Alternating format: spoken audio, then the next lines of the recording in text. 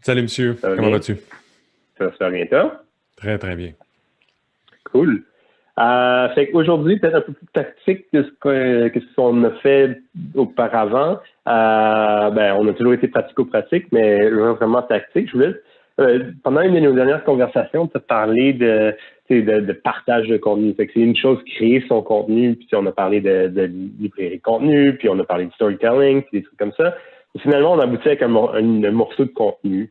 Mhm. Mais ça, c'est peut-être la moitié de la bagarre, peut-être même juste 10% de la bagarre. Il y en a qui disent que c'est juste 20% de la bagarre. Le 80% de la bagarre, c'est faire la promotion de son contenu, partager Ouais, son contenu ouais, ouais. pour que... euh, puis j'imagine surtout si tu n'as pas déjà une audience, une forte audience. Tu sais, fait que si c'est les premières vidéos que tu fais sur Facebook, puis tu n'as peut-être pas beaucoup d'adeptes, ben il n'y a pas beaucoup de monde qui vont voir ta vidéo. Fait que comment tu fais pour faire la promotion? Puis dans ça, tu me parlais de des fois, il faut qu'on partage. En fait, ma question, c'est plus quand est-ce qu'on fait pour partager un segment d'un contenu, puis pour amener vers le contenu original, versus juste bâtir ou uploader du contenu natif à la plateforme. Fait que, mettons, un 10 minutes d'une vidéo sur LinkedIn, mais ça reste sur LinkedIn, on ne ramène pas vers le contenu original. Je ne sais pas si tu as des pensées quelconques là-dessus. J'ai beaucoup de pensées quelconques là-dessus. Ah! En fait, l'idée, là, puis quand je donne les formations en stratégie de contenu, là, puis quand je travaille avec des clients, il faut toujours se ramener beaucoup à l'objectif. L'objectif, ultimement, va avoir un, deux ou trois indicateurs de performance attachés à celui-là.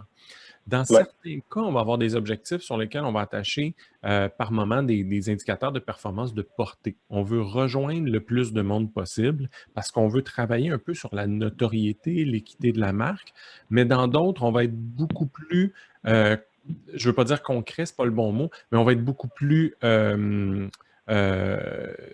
on va l'aborder différemment. Ce que je veux dire par là, c'est que des fois, peut-être que notre indicateur de performance, ça va être de générer des leads ou de générer du trafic ou d'avoir généré, je ne sais pas, du temps passé sur notre propre propriété pour pouvoir faire du retargeting. Ça, c'est un peu la génération de trafic essentiellement. Donc, Ouais. dépendant de l'objectif qu'on a, on va peut-être décider et se dire, OK, je n'ai pas le choix d'amener la personne, de faire tout ce que je peux pour amener la personne vers ma plateforme qui m'appartient.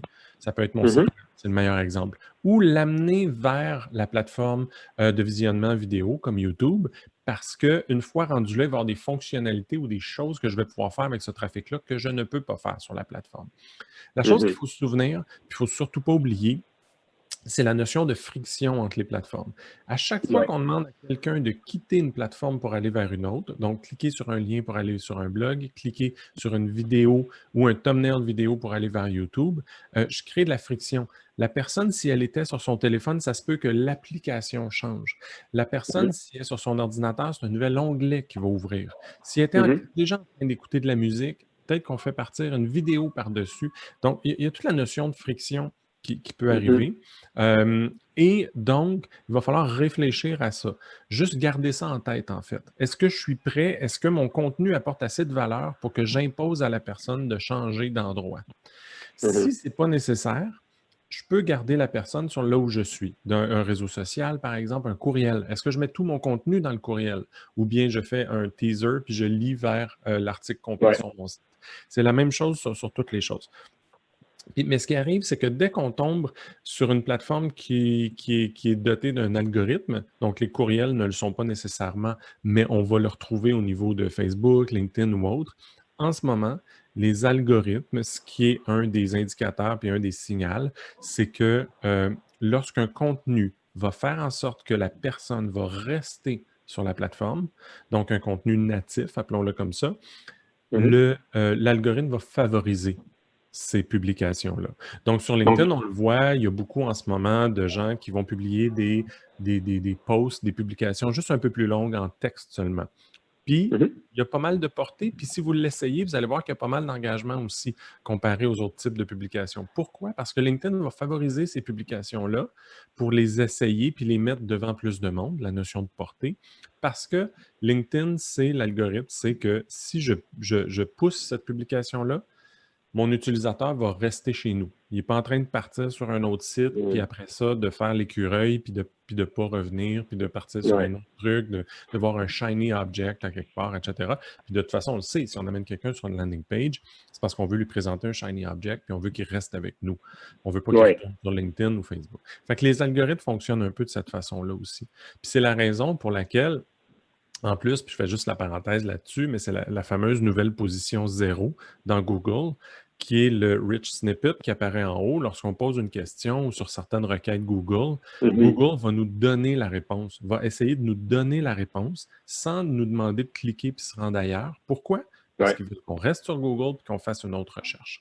Donc, c'est la même chose. Donc, premièrement, si j'ai résumé un peu ce que je disais, ma longue réflexion quelconque, comme je disais tantôt, les pensées quelconques que je peux avoir par rapport à ça, c'est revenir à ses objectifs. Pourquoi on fait cette publication-là? Est-ce que j'ai besoin d'amener la personne en fonction de mon objectif? Est-ce que j'ai besoin d'amener la personne chez nous ou sur une autre plateforme? Et deuxièmement, de garder en tête que les algorithmes, présentement, au niveau de la portée organique, pas nécessairement si on fait de l'achat média, mais la portée organique, donc l'espèce de portée naturelle, si on fait juste publier, va être favorisée si c'est une publication qui garde la personne sur la plateforme. Donc, on parle de publication texte seulement, une photo qui est publiée sur le réseau social, une vidéo native, donc pas une vidéo YouTube qui est ailleurs, mais une vidéo Facebook, une vidéo LinkedIn. Donc, l'algorithme va le favoriser. Donc, c'est un peu ces considérations-là qu'il faut avoir en tête. Ben c'est ça, puis je trouve que c'est intéressant parce que je pense que justement, c'est un piège dans lequel beaucoup d'entreprises tombent, c'est-à-dire qu'ils produisent une vidéo, bon, c'est une entreprise, fait qu'ils ont du budget, fait que souvent ils vont mettre du budget derrière la vidéo, pas comme moi qui fais ça sur Zoom gratuitement, mais ils vont faire une post-prod assez importante, puis là, ils vont essayer d'en faire la promotion, puis ils vont mettre des liens partout, etc., pour que le monde revienne voir la vidéo sur leur page. Quand en fait, en bout de ligne, on veut qu'on voit la vidéo, fait que dans certains cas, comme tu disais, dans une portée où c'est une portée de la marque, ben upload la vidéo sur LinkedIn, ou une version écourtée si elle est moins que 10 minutes, ou si ta vidéo originale est plus que 10 minutes, mais parce qu'en fait, tu veux que le monde voit ta vidéo. C'est pas nécessairement de revenir sur ton site web. Fait que ça, j'aime ce que tu as mentionné ça. Puis de deux, je pense aussi, il y a aussi une opportunité de faire un peu tout si on veut. Oui, si on a un objectif de retour sur investissement, mettons, avec un lead generation ou un achat si on a un site de commerce électronique, c'est une chose, mais comme tu disais, vu que les algorithmes favorisent favorisent les contenus, comme on disait, natifs, des fois, faire un mix des deux, j'ai remarqué que ça fonctionne bien. Fait que tu fais du contenu natif pour que LinkedIn ou Facebook voient que, Toast publie des posts assez engageants parce que il y a toujours beaucoup de réactions. Puis une fois de temps en temps, tu mets un lien, ils vont quand même prioriser un peu plus, même si malgré le fait qu'il y a un lien, on sait que Toast d'habitude, c'est engageant, c'est qu'on va le promouvoir un peu. Mais je pense que l'enjeu de le monde fond, c'est qu'ils font trop un ou trop l'autre. Fait que là, tu rentres dans un certain piège. Si c'est tout le temps du contenu natif, tu ramènes généralement du monde vers tes autres plateformes. Fait que c'est pas toujours intéressant pour toi. Puis si tu fais trop de liens externes, c'est ça, tes publications ont moins de portée. Tu peux être pénalisé d'une certaine. Tu es presque pénalisé, ou du moins tu n'es pas favorisé. Tu n'es peut-être pas pénalisé, mais tu n'es pas favorisé. Non, exactement. Puis c'est ça, en fait, si on retourne un peu à son concept de base, c'est quand tu crées ta stratégie, quand tu crées ta vidéo, puis mettons que c'est une vidéo, puis sa librairie de contenu, puis on parlait de storytelling hier ou avant-hier, on parlait la dernière fois. On parlait de storytelling, puis comment tu peux adapter ton histoire, pour un représentant, ça peut juste être un script dont il ou elle peut parler ou réciter, ou ça peut être une format vidéo ou un format de billet de blog ou quoi que ce soit. Je pense que c'est aussi important de ce que je comprends de prendre en compte comment on va faire la promotion de ce contenu. Fait que si on a une vidéo, mettons de 15 minutes, c'est comment est-ce qu'on peut adapter cette vidéo pour respecter les environnements natifs. Twitter a quand même une limitation assez importante sur les vidéos. LinkedIn, il coupe à 10 minutes, des trucs comme ça. Ouais. Fait qu'il y a quand même ça à prendre en compte aussi, c'est ça? Exactement. Après ça, c'est ça. Tu le mentionnes bien. Là. Après ça, lorsqu'on se dit « OK, je vais faire une vidéo native », il faut vérifier s'il y a des limitations ou s'il y a quelque chose qu'on veut faire que la plateforme ne nous permettra pas de faire. Et Ouais. même chose sur Instagram. Si on veut faire de la vidéo, ben on a des limitations. Donc, Mhm. puis dans le cas d'un Instagram, par exemple, on ne peut pas nécessairement aussi facilement driver avec des liens. On ne peut le faire qu'avec du média. Fait qu'il faut carrément adapter notre format dans ce temps-là.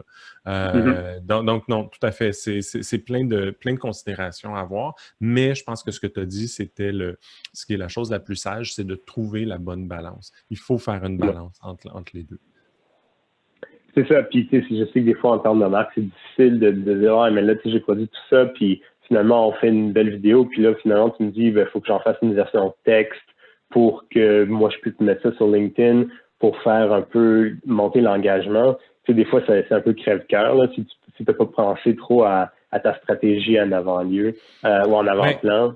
tu sais, il y a une chose des fois que je mentionne, si j'utilise ton exemple, de dire j'ai fait une vidéo, puis là, je dois faire une version texte. En théorie, sur LinkedIn, si la limite est d'une dizaine de minutes, ta vidéo devrait pouvoir entrer dans la plateforme. Si ta vidéo fait, par exemple, plus que 10 minutes, parce que c'est l'historique de l'entreprise et tout, euh, ben là, il y a peut-être à se questionner, est-ce que c'est bon pendant 10-12 minutes aussi? Ou sinon, ben c'est correct d'amener la personne ailleurs parce que peut-être que son expérience de visionnement vidéo va être meilleure sur YouTube, va être meilleure sur ton site web qu'elle l'aurait été sur LinkedIn, puis c'est correct d'amener la personne ailleurs. On peut faire Je un comprends. teaser à ce moment-là, on n'est pas obligé de faire une version texte, on peut faire un teaser, puis voir la version complète, cliquer sur le lien ci-dessous. Il peut avoir ça aussi. Cool. Super. Je pense qu'on a fait le tour. Excellent. As-tu quelque chose à rajouter? On pourrait sûrement en parler encore pendant une heure, mais je pense qu'on a mis l'essentiel en dedans de quelques minutes. Ben, c'est ça. Moi, je veux juste que les marques ou les marketeurs qui travaillent dans les marques comprennent que oui, c'est produire du bon contenu, que ce soit texte ou vidéo ou audio, quoi que ce soit, c'est important. Mais c'est aussi important de penser à qu'est-ce qu'on fait après avec comment est-ce qu'on va en faire la promotion, comment on va le distribuer. C'est sûr que bon, les grandes entreprises ont tendance à avoir des budgets médias qu'ils peuvent utiliser aussi. Mais même à l'intérieur des budgets médias, si tu veux faire du pre-roll sur YouTube, ben c'est 15-20 secondes. Fait que si j'ai une vidéo d'une heure et demie qui parle en profondeur d'un sujet, il faut que je puisse aller chercher des 10-15 secondes pour pouvoir utiliser en média aussi. Fait que Exact. c'est important de penser à l'aspect promotionnel, entre guillemets, de notre contenu, que ce soit une histoire ou que ce soit quoi que ce soit. Il faut penser à ça. Pour moi, c'est ça le but de cet entretien aujourd'hui. Ben, génial. Génial. Parfait, merci Alexandre. On se parle la semaine prochaine. Exact. À bientôt. Bon.